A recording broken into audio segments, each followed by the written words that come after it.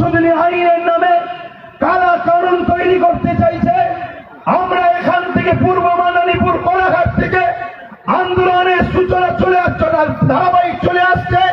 আজকেও আমরা আন্দোলন থেকে আওয়াজ তুলব। এই কেন্দ্র সরকারের এই কালা কানুন আমরা মানছি না। এই কালা কানুনকে অবিলম্বে বন্ধ করতে হবে, ঠিক না বেঠিক?